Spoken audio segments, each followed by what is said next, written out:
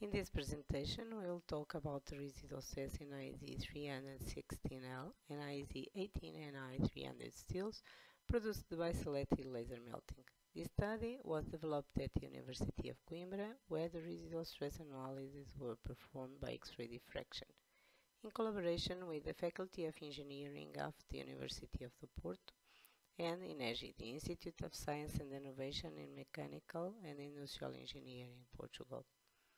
The study was done by Maria José Marques, António Castanhola Batista, João Paulo Nobre, Filipe Fiorentino e Abílio Jesus.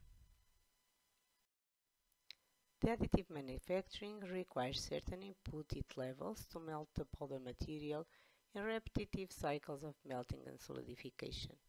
This process characteristics can result in defects such as porosity and unwanted residual stress, which may compromise the fatigue behavior or lead to distortion. The present project has as particular focus the comparison of residual stress generated in sample of different dimension produced by selective laser melting with two different materials, the IZ316L and IZ18Ne300 steel power. The obtained results will be used to validate a finite element model. Another presentation at this conference will show the finite element model under development. Here we can see the composition provided by the manufacturer of the metal powders used to produce the sample. The first one, the IZ316L, is an austenitic stainless steel. And the second one, the IZ18Ni300, is a maraging steel. The parameters of selective laser melting process used to produce the sample for each steel are indicated in the first table of this slide. The sample produced with IZ316L powder will be called SS from stainless steel, while the sample produced with IZ18Ni300 powder will be referenced with more from maraging. The sample were produced with two different dimensions for both steels, indicated in the second sample of this slide. We will refer the larger sample with the capital letter L and the smaller ones with the capital letter S, being the size of L sample equal to 120 times 17 times 17 millimeters, while the size of the S sample is 50 times 20 times 10 millimeter. Here we can see the surface appearance of the sample. The scan strategy and roughness are visible on the top surface. The residual stress analyses were performed by X-ray diffraction using a IXRD protodiffractometer. It was used manganese radiation for IZ316L sample and chromium radiation for IZ18Ni300 samples. On this slide, we can see the X-ray parameters used for the experimental acquisition and the sample referential. The residual stress were determined on the top surface, correspond to the XY surface, and on both lateral surfaces, the XZ surfaces, in two orthogonal direction. So, at lateral surfaces, the residual stresses were determined in the longitudinal direction, the X direction, and in the transversal direction, the Z direction. At the top surface, the residual stress was determined in the longitudinal direction corresponding to the X direction, and in the transversal direction, the Y direction.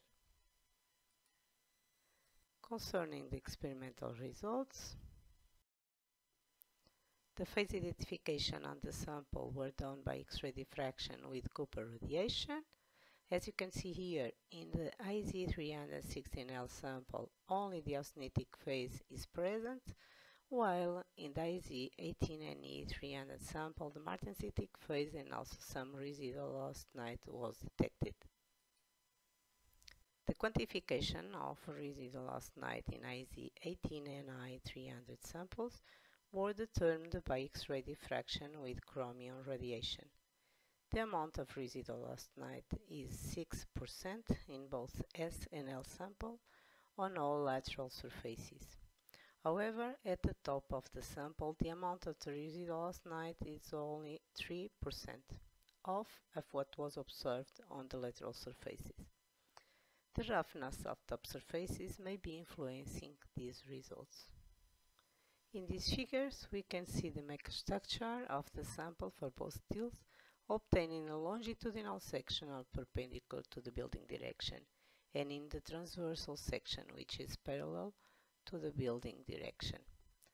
As can be seen, the microstructure reveals how the deposition of the SLM was carried out, making it possible to distinguish the different springs of molten material in each pass of the laser and the layer-by-layer deposition.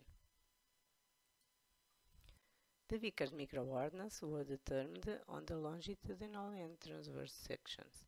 The results show the same microhardness for both sections, with the marching sample showing the highest value, 415 HV, due to the presence of the martensitic phase.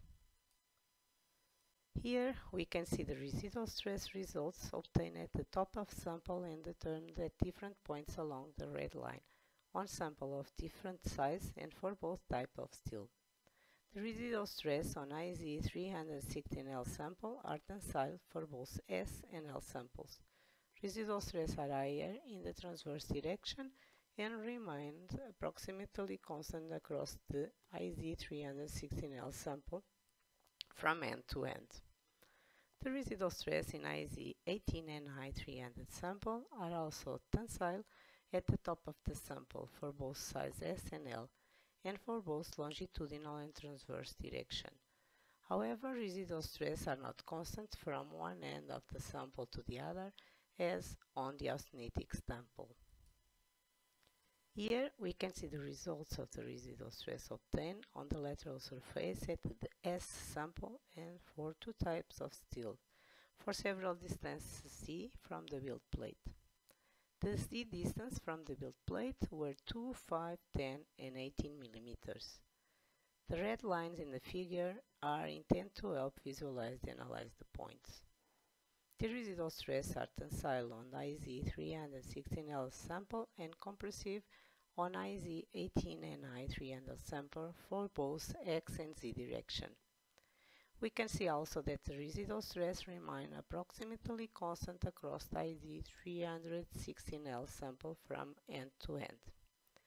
The most significant difference observed between the results of the two steels is the residual stress variation in Z direction, observed in the marrying steel.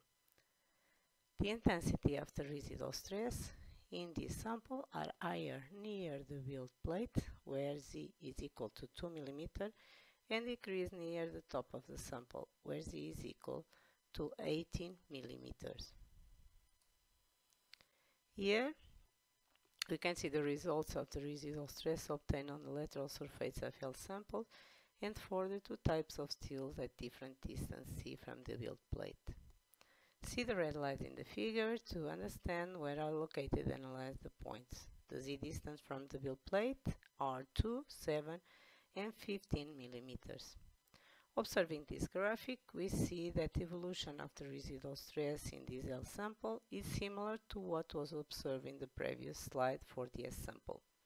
The residual stress remained tensile on IZ316L sample, while the residual stress are compressive on IZ18 and I300 sample for both X and Z direction.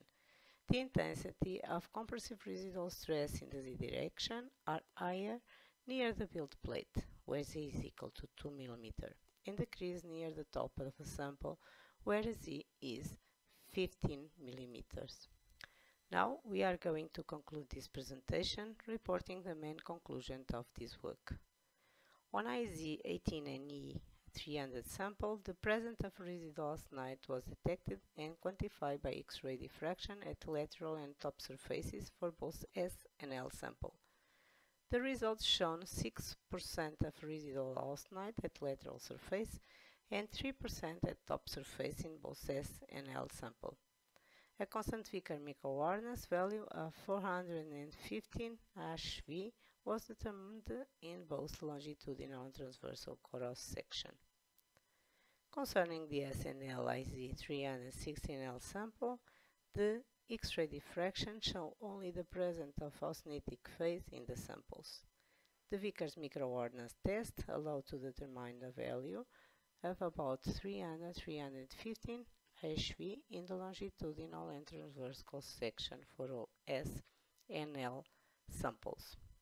All samples of both steels show the typical microstructure of the selective melting process.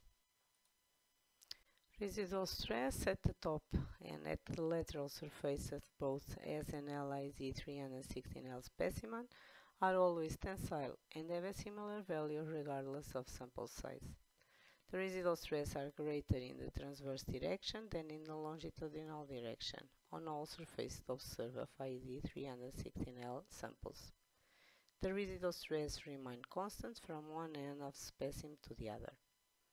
Concerning the results obtained on IZ18 and I300 steel samples, the residual stress are tensile only at the top surfaces. On the lateral surfaces, the residual stress on IZ18 and I300 steel sample are compressive and are higher in absolute value near the build plate. It was also observed that residual stress value increased from one end of the sample to the other.